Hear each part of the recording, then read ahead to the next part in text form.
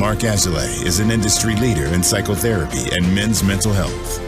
He's helped countless guys get back on their feet, deepen their relationships, and excel in their lives. Now he's taken all that he has learned and is sharing it with you. In each episode, Mark will interview an expert in the field of masculinity and men's work. We'll cover topics such as emotional intelligence, masculine identity, anger management, financial health, trauma recovery, marriage and divorce, ethics, and spirituality. Tune in and become a better man. Welcome back to the show. I'm your host, Mark Azalea, and I'm here with Alain Dumonceaux. He runs The Awakened Man, which you can be found at theawakenedman.net, and he offers group counseling, group coaching called Band of Brothers, and one-on-one mentoring that focuses on the hero's quest. Alain, I'm always love talking to more men's work people. I'm really excited to learn about you because your story is very non-traditional. You came from the culinary and cooking world and then found this work versus a lot of us that come from therapy or coaching or, self-help to begin with. So welcome to the show. Can't wait to hear your story. Hey, Mark, thank you so much for having me on the show. Yeah, it's a bit of a different journey for me. I grew up watching guys on TV, cooking guys on TV like Graham Kerr from the Galloping Gourmet. And I was fortunate enough and really early in my career to be participating with a gentleman who was really a longtime mentor of mine, who was participated in the World Culinary Olympics. Now, you got to think about this. This is in the mid 80s, early 90s when I was doing this. There was no food TV, Bobby Flay, Iron Chef stuff. So it wasn't really cool to be a chef, so to speak, because that stuff hadn't existed. But I found myself in this arena of such great and amazing talent. And I found out really quickly about just how much I had to struggle with overcoming the imposter syndrome to being in and surrounded with a group of guys. And I think that's really what started my journey, because not only was I embedded in that, but I had also just started a young family, and we had, purchased a home, and things were starting to move forward with us. And lo and behold, after coming home soon after the Culinary Olympics there in the early 90s, that my whole life fell apart and ended up by getting divorced and claiming bankruptcy and losing everything. And I found myself in this place that I never thought that I would ever be. And I think for a lot of guys, we have these ideas of where our lives will ultimately end up. And we forget about all the other aspects of our lives that we still need to pay attention to. And so when life does throw us that kind of a curveball, it can be really hard for us to recover. And I found that back in the early 90s, like I said, all that work really started for me in working on who I was as a man and how I could discover what it truly meant to be masculine. Yeah, that's a powerful story. I want to dive into some of the details of it. I'm curious, if you want to share, what led to the downfall? Was it too much of one thing or a lack of something else, or an outdated model of masculinity? What were you missing? Yeah, that's a great question, Mark. I think for me, and I think it's probably true for lots of guys, is that we have this idea that we need to be the breadwinner. It's that idea of reside, and protect, right? Well, this providing piece, when we focus all of our energy, and I focused all of my energy on bringing home the bacon, so to speak, and really focused on my career, and everything was career driven. And I can remember making comments to my ex-wife, and by the way, she was my high school sweetheart at the time, and saying to her, you will always be number two. And think about a man saying that to somebody that he says that he loves.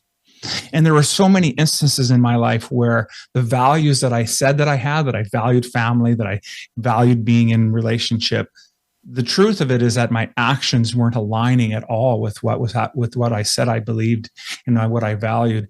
And so when that came to fruition, and ultimately she said that was enough, and the marriage ended, I had to really take a long, hard look in the mirror and really wrestle with who I felt I was, what this identity, this persona that I had portrayed, and what was actually happening in front of me. And it's a tough pill to swallow, I can tell you that.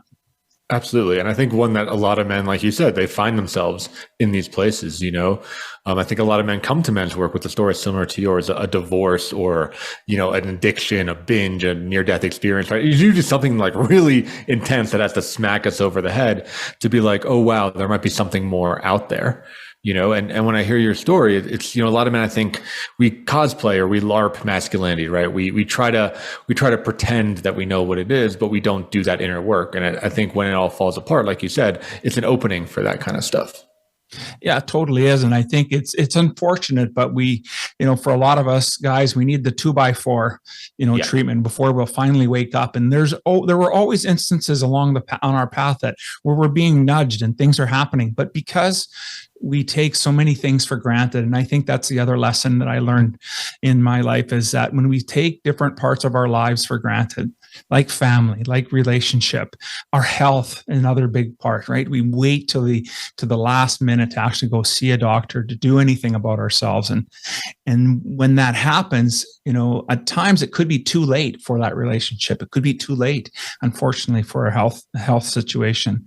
And it's a lot of work to recover. And so when we can be more conscious and step forward, and that's why my work here with the Awakened Man was really about how can we take purposeful action every day? Because if we can do that, then we can stay more present and be in the moment today, as opposed to thinking about, maybe worrying about what's happening in the future or what has transpired in the past. And so the more that we can stay grounded with exactly what's in front of us today and what can I do today to take a step forward, then our lives are going to start to transform.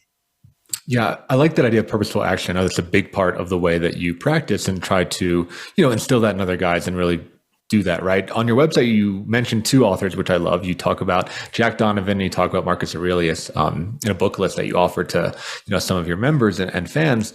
And both of them talk about discipline, right, in their own way, and this idea of purposeful action and just like chipping away and keeping a pace, right, a marathoner's pace versus a sprint pace.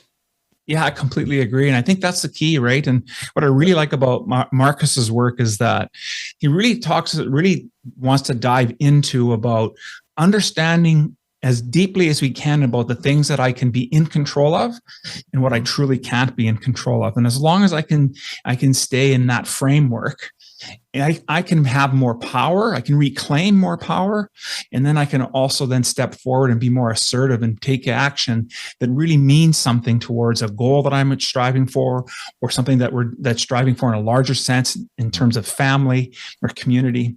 And I think that's what I really like about Marcus's work, is that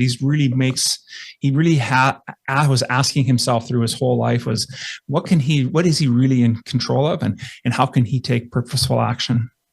Yeah, absolutely right. And this idea of letting things go that are not, I studied Buddhism for 3 years extensively, and there's so much similarities between, his meditations book and Buddhist practice. But I want to pivot a little bit. So I'm curious, right, back to your story. You hit this rock bottom moment, right? Bankruptcy, divorce, sucks. How do you start moving forward again? I mean, how do you start moving forward from ground zero? Yeah, I think that, that's a great question, Mark. And you just need to start by taking one step forward. And for me, the step forward was a friend of mine passed me a set of Nightingale Conant tapes it was a series by Jack Canfield. And the series was called Self-Esteem and Peak Performance. And I recognized very quickly that because I was dealing with this imposter syndrome, that it was a matter of low self-esteem. And I think when you can start to name the challenge that you're having, then we can start to tame that, because when we leave it ambiguous in our minds, it can be something so large. And I think Jordan Peterson talks about that dragon, right? And going in and dealing with that dragon before it comes and deals with you. And I found that was the first step, was really working on who I was and what it really meant for me to be successful, and not just in business, but in my personal life, whatever a successful relationship looked like. And that was the start of the catalyst. And from there, I really asked myself, what are the things that I truly value? What are the limiting beliefs around that? How am I aligning my actions with everything that I say? Am I actually walking the talk? And when I started to do that work, then I recognized just how out of alignment in lots of aspects of our lives. And I think it's true if we do that analysis, it's true for a lot of us that's what we will find as well. I agree completely, right? And I think the classic masculinity is so limited, right? It talks about just what you said, it's like money and then maybe physical fitness, right? Like that's it, right? You have to be ripped and you have to be rich, and that's what makes you a man.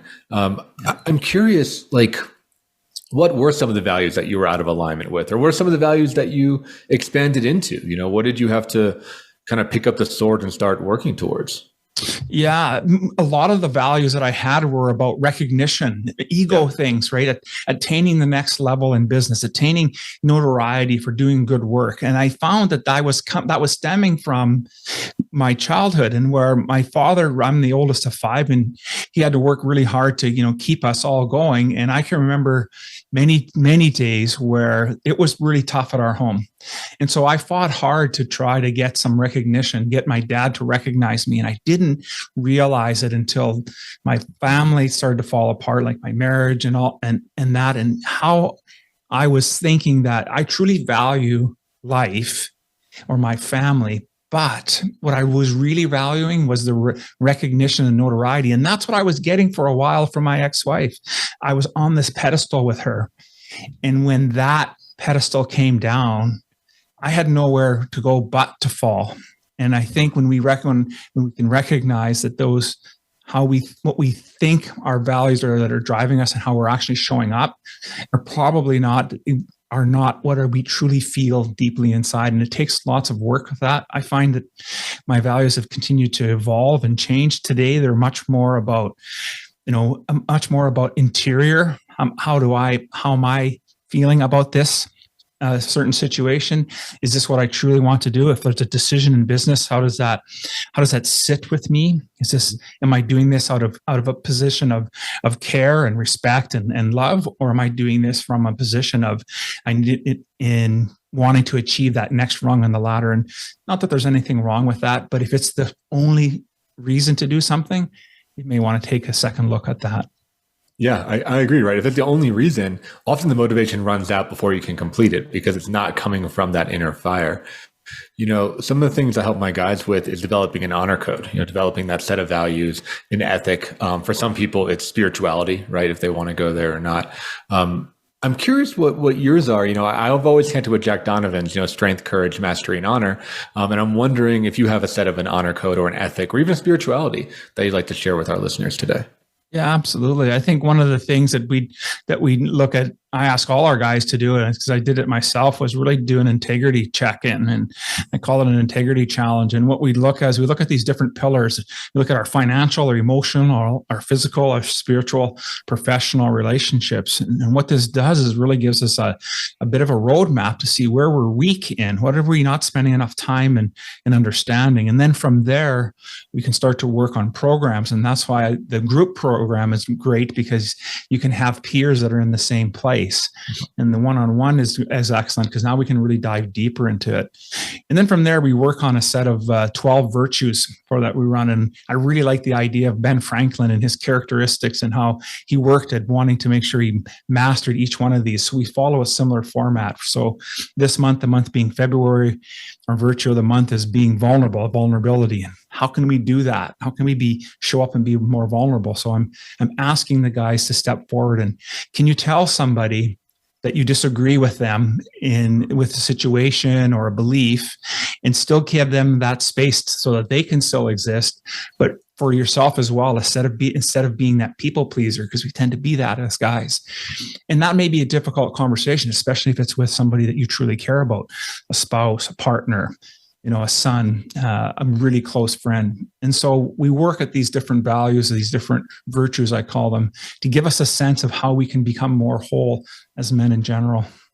Yeah, I love that you used conflict as an example for vulnerability, right? Because I think a lot of men are turned off by that word vulnerability. They think it's like, oh, I have to be soft, or I have to be complain, right? Or I have to be a victim, or I have to talk about how hard my life is, and that's being vulnerable. But I just love that you came at it from that angle, because a lot of dudes are nice guys, right? I think especially in my generation, the millennial generation, and certainly in Gen Z, the younger generations, like we don't want to be predators. We don't want to be hurtful to women specifically. And we don't really vocalize our needs. And it's kind of a newer phenomenon, at least I've seen. So there's this idea of, stepping into conflict and saying, hey, I don't like that. Or, you know what? I've been sucking it up for 10 years in some guys' cases, and I'm not going to suck it up anymore. And we got to work on it.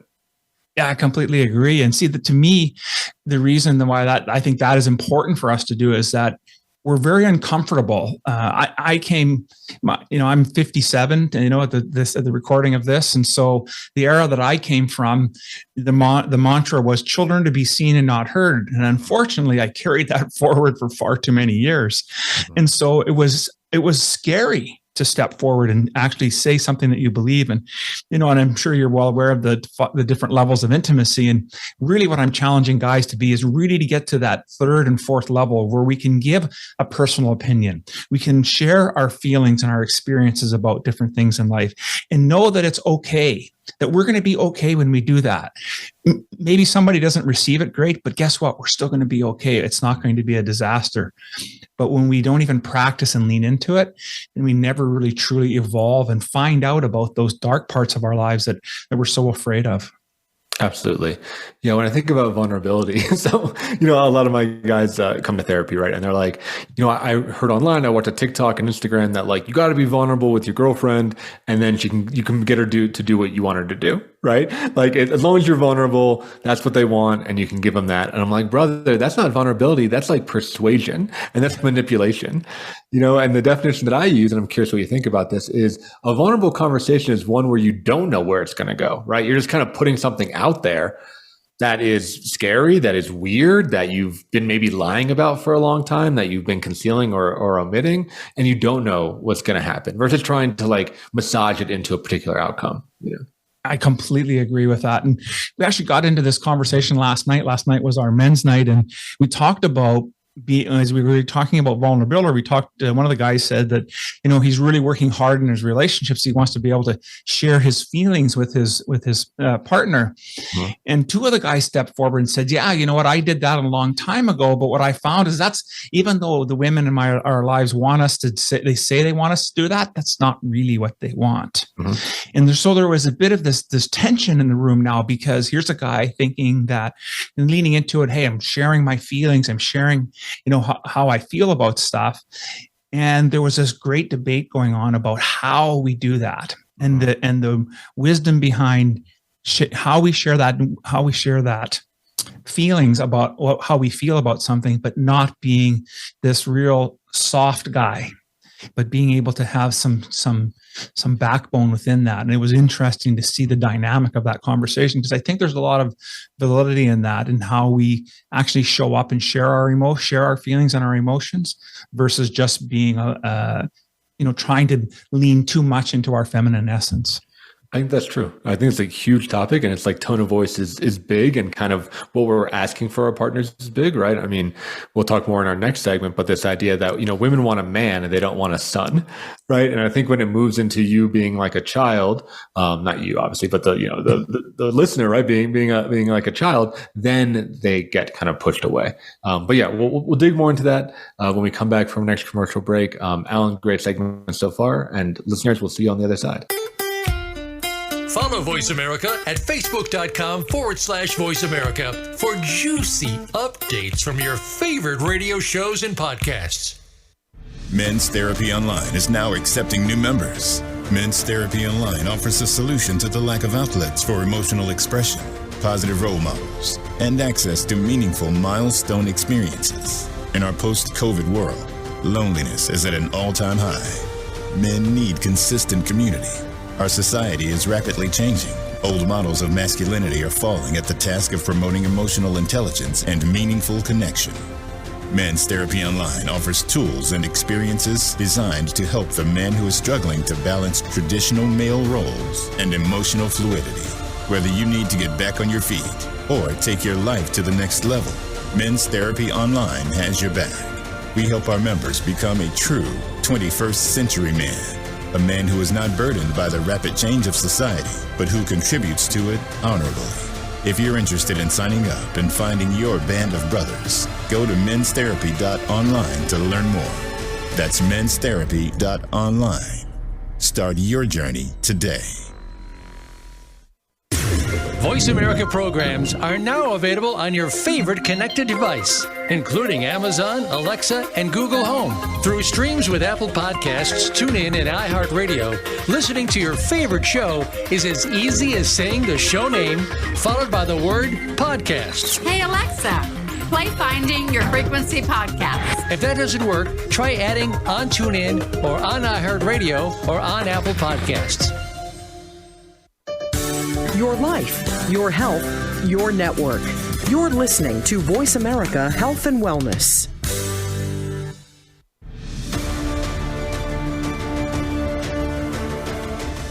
You are listening to the Men's Therapy Podcast with Mark Azalea. To reach the show today, please call 866-472-5791. That's 866-472-5791. Or send an email to podcast@menstherapy.online or visit www.menstherapypodcast.com. Now, back to the Men's Therapy Podcast. Welcome back to the show. I'm here with Alain Dumonceaux, who is the owner and founder of The Awakened Man. He's a coach, he's a mentor, he's a men's work expert, and he talks about the hero's journey. Alain, one of the things that I loved about your website and your branding, you mentioned this idea of the return of the king. And we talked a little before, I'm a huge fantasy nerd. I played Dungeons and Dragons growing up, video games, all that kind of stuff. So any kind of Tolkien reference, I'm all about. But I think there is something really needed in that idea of king energy. And when we last left our listeners, we were talking about how to be vulnerable, but not be weak, right? Or not be a victim. And that's a tough line to walk. So I'm curious, I guess, one, how do you connect those two, vulnerability and king energy? And maybe broader, what does the return of the king mean to you and the guys that you work with? Yeah, absolutely. Great questions there. I think the big thing about being able to walk that line between being vulnerable yet having strength behind it is truly having, again, we'll go back to Marcus Aurelius and talking about really being in control of what we can control. And we can control how our emotions show up. And so as we dive into and start doing this work, we're going to recognize, for me, I found very, very quickly that emotion shows up in my body first before it was actually coming forward and manifesting in the world. And so the moment that I could recognize that, when I'm excited, I get this little tingling going on in my stomach. When I get upset or angry, then I have this pressure in my body. And so the moment that we can recognize that, then we can start to get into control about how we want to be, how we want to express the things we need to. And so that's where we can really lean into, we can start talking about things that are important to us and being more vulnerable about the things that are of value for us. When we can have that, take that breath. And that was kind of the work that I used to do for myself. And even to this day, at some point, is that if I find myself not in control of that emotional state, then it's time for me to take a bit of a break, to come back and reassess. And so, thankfully with my wife today, that we have built this framework around where she can recognize that I may need a bit of a break before continuing on in a conversation. And being able to have that and build that up in a relationship really helps you as guys, because we're not good at practicing this, to get better at it. And then we can become even more vulnerable by really sharing some of the things that are truly deep within our heart that are important to us. And so that she understands how she can be in our relationship and support that journey. Mm-hmm. Yeah, I think that's really well said, right? Because I think as men, we do have that predator aspect in us, right? I mean, like the human male is the apex predator of planet Earth. We've dominated the entire planet, and we do have that hunt and kill thing. So I think part of being a modern man, at least to my definition, is not getting rid of that or demonizing that, which I think some authors certainly talk about, but it's harnessing that and honoring that. Right. So like we might be in a fight, in an emotional verbal fight, and that hunter killer thing is going to come out. So I think like taking a step back, processing it, evolving it in a way to be like, okay, I really do care about this, but I'm not going to like say or do, or God forbid, hit somebody. Right. I'm going to try to like channel this energy and intensity towards making a meaningful change in my life. Yeah, absolutely. And I think there's lots of different ways that we can do that, right? Some folks use the tapping methods, others use anchoring methods. Do whatever it is that works for you, that helps it. I'm more of an anchoring piece. So I know when I'm having a high emotional state that, and I can feel that in my body, for me to get to tap myself gives me that reminder of, okay, settle down there. It's kind of like a father piece, right? Now, not really to me is part of what I talk about, really about this king energy and how we can show up. The king energy to me is that energy that comes in and keeps things in balance. It's keeping the rest of the things in place, the rest of the archetypes all into alignment, because without that figurehead, that piece that helps moderate everything, we can become out of control really quickly. And so I think it's important that we create these mechanisms and we build these ways to help us, these habits that help us move from states of where we're feeling out of control, where we can come back into alignment, and then we can have some purposeful action. Yeah, I mentioned you were inspired by Robert Moore's book, King, Warrior, Magician, Lover, which is a classic men's text. Listeners, I would encourage you really to read that book. It's phenomenal. And what he talks about in the King chapter, right, is that there are two shadow kings. One being kind of the victim, nice guy, weak person, right, that kind of gets walked all over. But the other one also being a tyrant, going too much, right? And being too commanding and too domineering. So I wonder, for you and for the guys you work with, how do you find that balance between, being frankly spineless and being, overbearing and dominating? Yeah, I think you're absolutely right. The energy is really made up of three different pieces, right? And what we're trying to do is get that into alignment where we can be in its fullness. And when we're coming from a place of where we're more of the weakling, that aspect of where we're always caving. And that was me earlier on in my second marriage, very much so, with just more of a doormat. And one of the things that I always challenge my guys in is that if you're going to use this as a cop-out, this meaning, am I going to die on this hill? Or will this how will this matter in a year from now? Those are really dangerous places to be in, because what you're doing is saying is that you have nothing that you're willing to stand for. Mm-hmm. And so to pivot from that, let's go to the other side of the equation. So the tyrant would just push his values, beliefs, and systems on somebody else all the time. And so when you recognize that you're not allowing somebody else to ever have a say, or not ever allowing anybody else to have input into your life, then you're at that other end of the spectrum. So how do we work from both ends? Well, we work from it by being aware, number one, of how we are actually showing up with that energy, and what can it take? What can we do to move forward? So the weakling needs to be able to learn to stand up, mm-hmm. and be vulnerable and say something that is important on their heart, and then they'll have to practice that and preface it. I would recommend not taking the most critical thing to discuss with your partner or somebody you want to discuss this with, taking something that's not going to be that much of a challenge, but still a bit of a challenge for you. And then on the other side, just instead of talking all the time, maybe just listen a little bit more and ask a question or two versus wanting to say something. And I think when we start to practice put these different practices into play, you'll find that you're coming more into control over the situation, and you'll get a lot further in life because you're more willing to be open in receiving different information. Yeah, I like that. I like that it has very practical advice, and I think guys can, from either end of the spectrum, work towards the middle. And it's always wild for me, and maybe, sense some similarity here. When I work with guys and they say, like, I don't know what I believe. Or maybe even more commonly, they're like, oh, I'm really good at being a chameleon. I'm really good at being a people pleaser, or giving somebody exactly what they need so I can get what I want.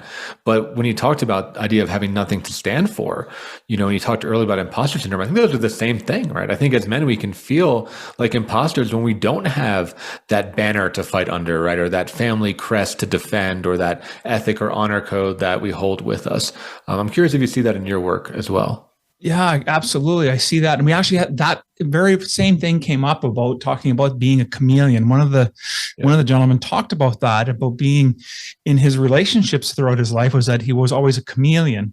And then I think when he was saying that, yeah, a lot of us, myself included, we do that. We blend in. And part of that is because we come from a position of having this imposter syndrome. We don't know what we stand for. We don't know what we truly value and believe. And when we come from that position, just about anything's okay. And you're willing to go with the wind. What you find is you have this emptiness inside. And that's where we get this idea and this masking of all this pain and resentment, and it builds up. And then ultimately, how does it show up for men? It shows up as anger.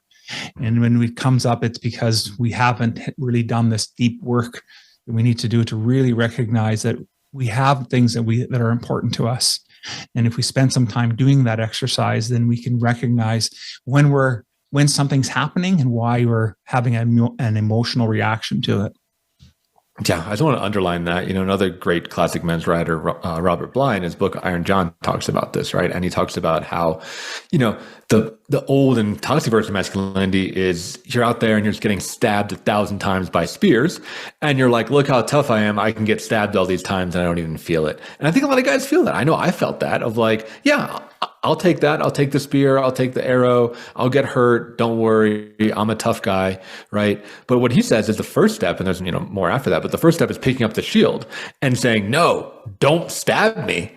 Stop stabbing me. That is a first kind of masculine act. And then you get the sword, and then you get the horse, and that's a whole other thing. But the idea of setting that boundary and saying no instead of taking it, I think men need to hear that, because I know I was taught just to take it. And it sounds like you got similar messaging of just like, eat all those shit sandwiches, just take your lumps, just swallow it.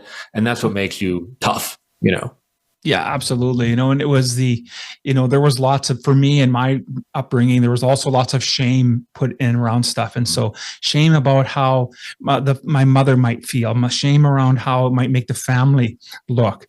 And so when you get raised in these environments and you don't know any better, then you're going to struggle. You're going to struggle because those old tapes keep playing. Mm-hmm. And the challenge with that is that we never truly get an opportunity to evolve because we're so programmed from these old tapes. And that's why I think it's so hard for guys and it almost takes a catastrophic event, so to speak, in order for them to finally wake up and recognize that, why is my life the way it is? And I think when we start to recognize that, we can start to take some different action, reaching out, doing work with yourself or joining a men's group. There's so much opportunity today that has never existed in the past. And so there's really no reason why guys need to struggle anymore by themselves. This idea of lone wolf syndrome just needs to go to the wayside and start joining brothers in arms and move forward as a community. Yeah. Say more about that, right? I know you run the group coaching, the Band of Brothers. I'm curious, like what you've seen as the power of male community, because I'm very much in alignment with what you're talking about. Yeah, I find that when there's, even last night, as we get into conversations about different things and we start to unpack stuff, you can see that the lights are starting to get brighter in some guys' eyes. The mechanism is starting to change. They're recognizing a pattern in what somebody else is saying in themselves. And that doesn't happen when you're by yourself, because guess what? The same patterns have been playing in your mind for as long as you've been on this planet.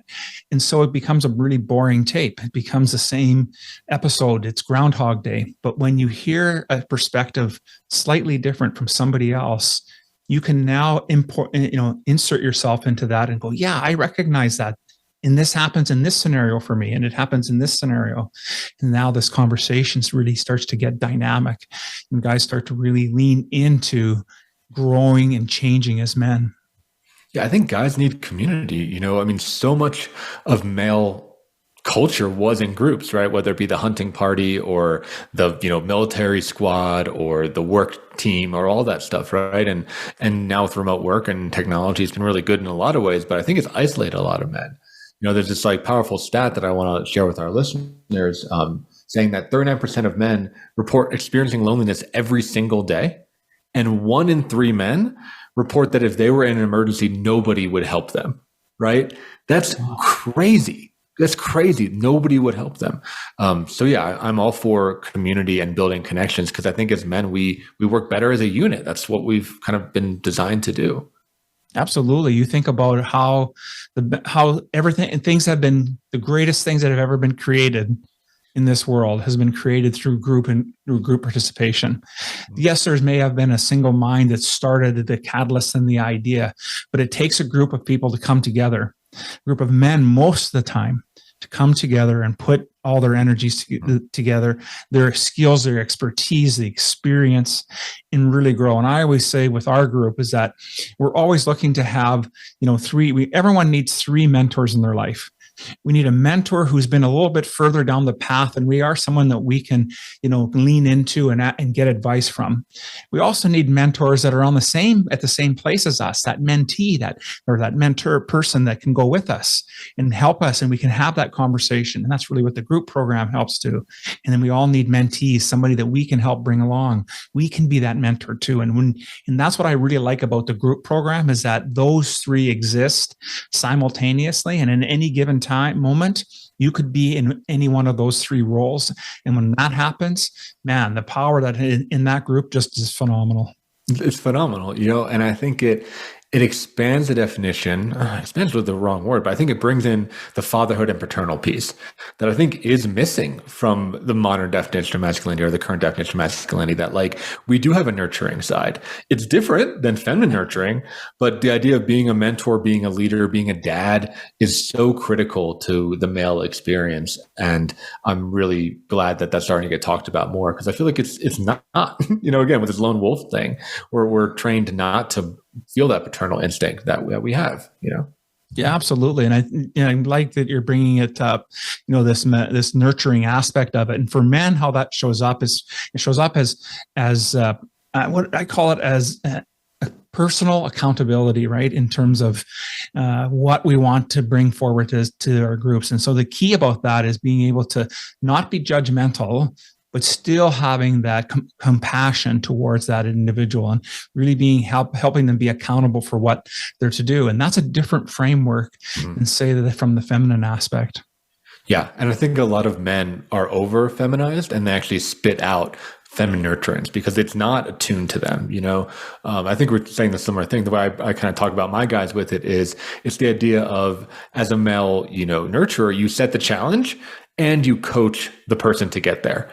Right. And you kind of are always pushing that right level of challenge where it's not going to overwhelm them, but it's also not patronizing. It's not too easy. And then you're right there. You're coaching them every step of the way to get there and overcome the challenge. Whereas I think more feminine nurturance is kind of unconditional love, unconditional acceptance, oh, poor you, everything is fine, you're going to be okay, which I think a lot of guys, we actually don't want.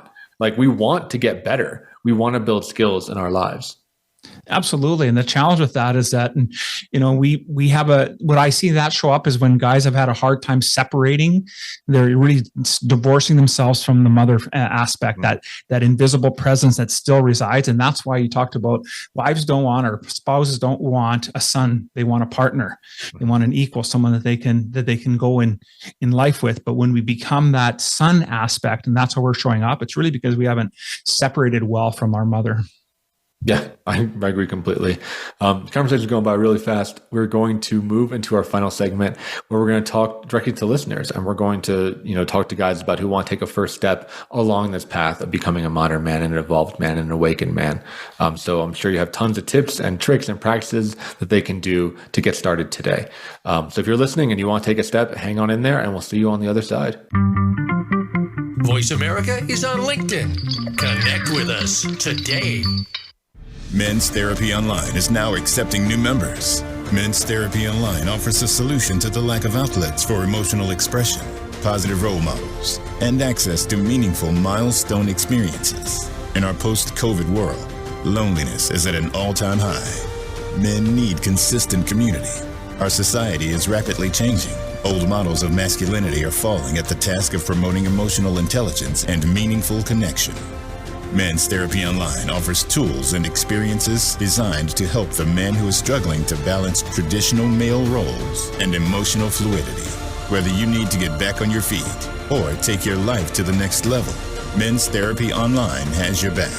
We help our members become a true 21st century man, a man who is not burdened by the rapid change of society, but who contributes to it honorably. If you're interested in signing up and finding your band of brothers, go to menstherapy.online to learn more. That's menstherapy.online. Start your journey today.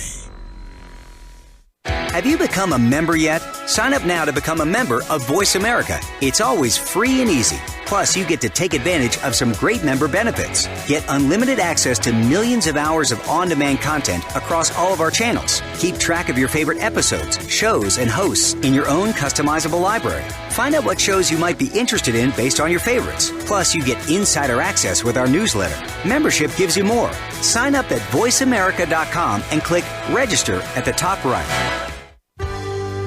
Your life, your health, your network. You're listening to Voice America Health and Wellness.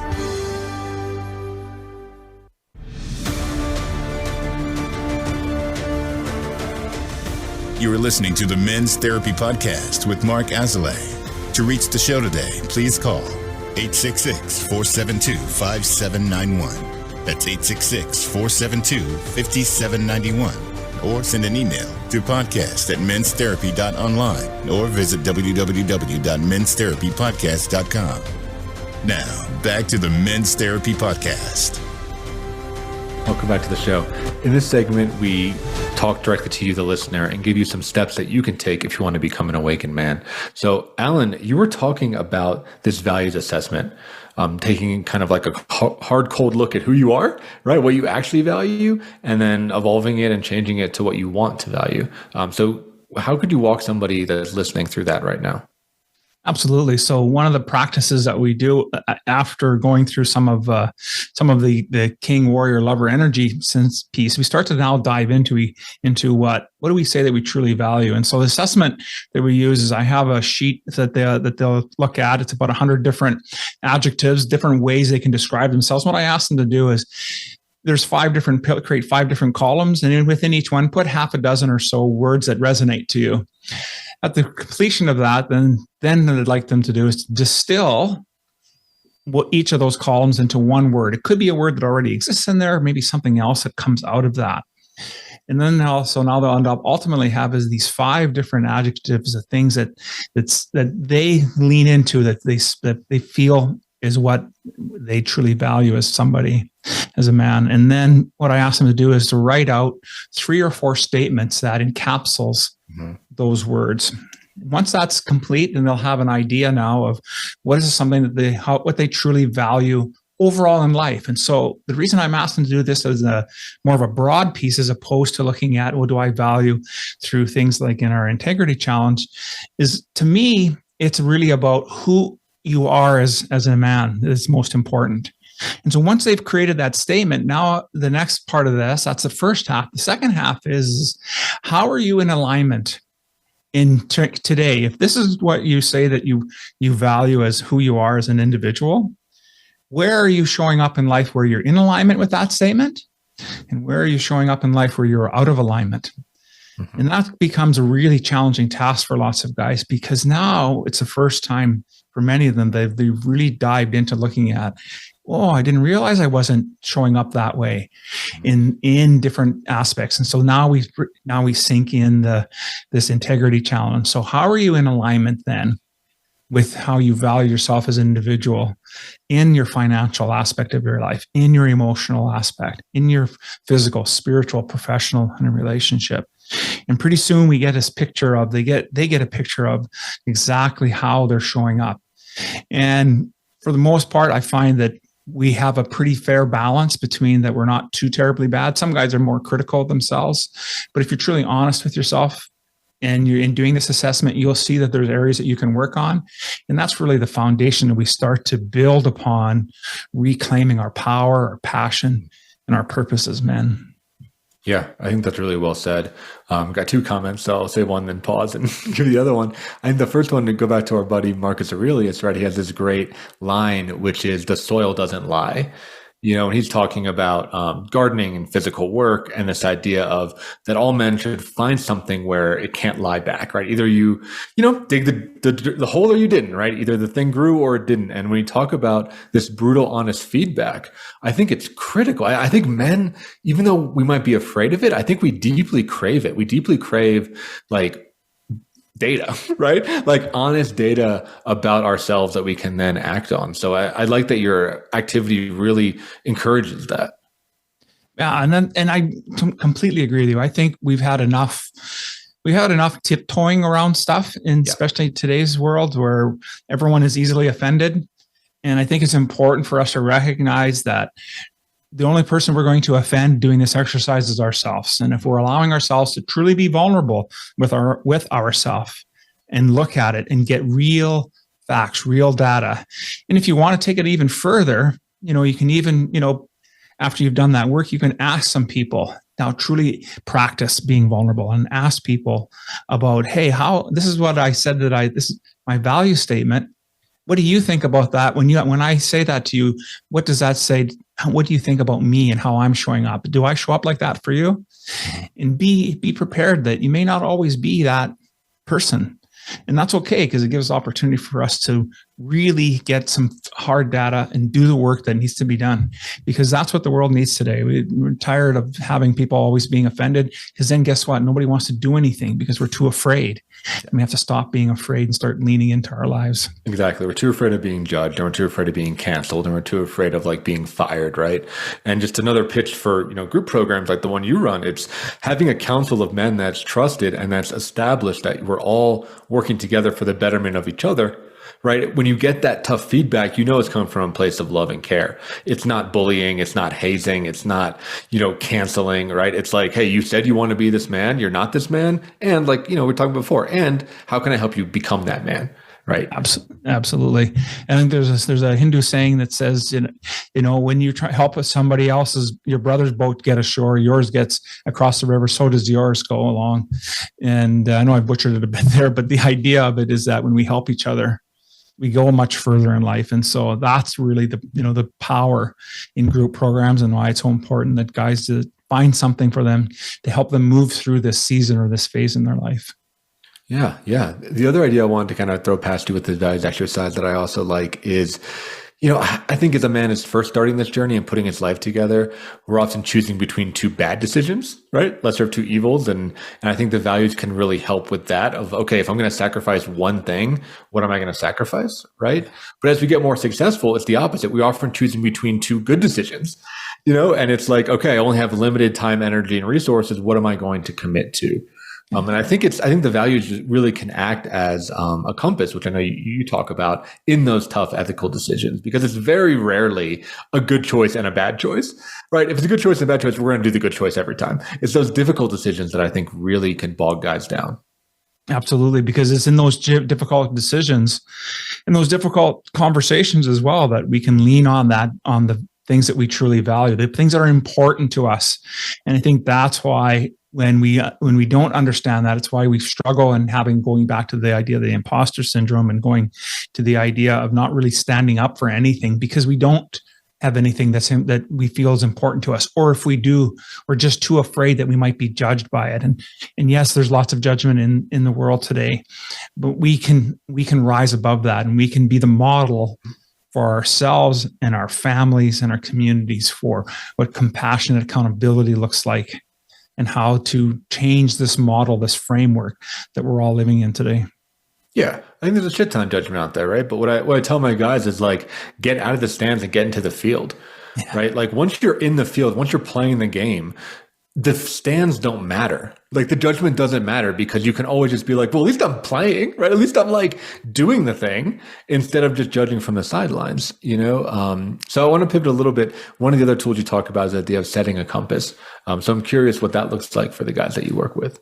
Yeah. So setting the compass is all about taking, again, lots of reflection work and in the work that we do. This is about looking back on the last 12 months of your life and how did you show up in different aspects? What did you do that was creative and that really changed the world? What did you do that you struggled? What happened in the last 12 months that you really struggled with and that you're continuing to struggle with? And what are the things that if something hadn't happened, how you would show up differently? And what ultimately it does is I ask this piece is that first half is to really have an assessment over the last 12 months. And then write down what would that headline of that year, this past 12 months would look like for you. And now so when you have that, you have an idea of how things have transformed, how you've transformed. Now, what are the next 12 months going to look like? And they're the same questions, but we're going to future pace ourselves of how do you want to see the future of your life turn out? And what does that headline look like? And when we have this, it gives us an opportunity to set our compass or find our true North Star, that vision, that piece that we aspire to become. I always say guys come to our work from three things. They come because they're fed up with where their life is at. And when they can take responsibility for where they're at, then they can start to take responsibility for who they are. And then ultimately we can take responsibility for who we aspire to become. And that only comes from doing some deep work. And just setting the compass is a short little way for them to do that work. Yeah. I think that's really critical, right? I mean, it's this idea of separating planning and execution. I think so many guys, we can get caught up in the whirlwind of just do, but never think about why or for what, or is it working? Right? Is it even working? Or are we just busy? Do we just feel productive even though we're not producing anything? And it does take a lot of courage, trust, and maybe even faith to take a step back and really plan and then hold ourselves accountable so that we can then just execute and follow those orders that we gave ourselves and move towards a higher purpose. I think when we try to make these micro decisions every day, we end up fatigued and lost and stuck, even though we feel like we're just running nonstop, but we're stuck.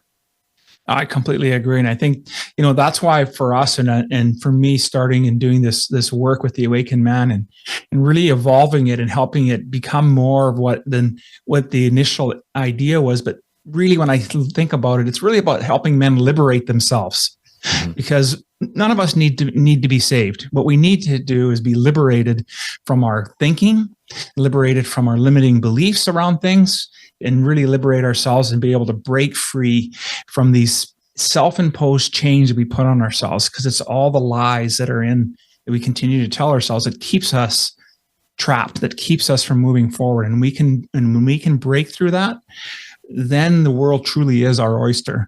But it takes guidance. You need to do that with other men. You need to do that with other people to help you break free and see different perspectives, because doing it on our own, we don't always see that. As I said earlier, it's that never-ending loop that keeps playing that never changes the message. Yeah, you're kind of like in an echo chamber, Yeah. I'm curious, as we're moving towards close here, what is one thing, maybe a mantra or a question, an inquiry question that the guys can take with that are listening to this show that can help them, stay on course as they're trying to evolve and awaken? Yeah, it's a great question.